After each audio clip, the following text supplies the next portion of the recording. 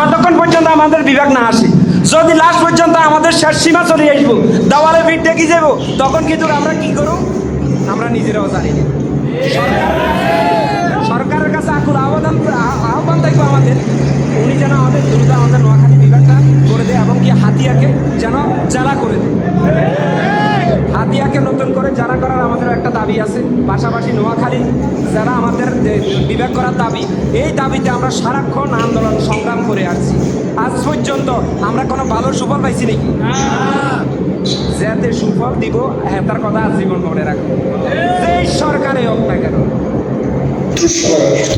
নোয়াখালী নোয়াখালী বিভাগ লাগবে না, বিভাগ সুদাস না কথা বলতে আবার হানি রিগ সানিস আবার বিভাগ শালা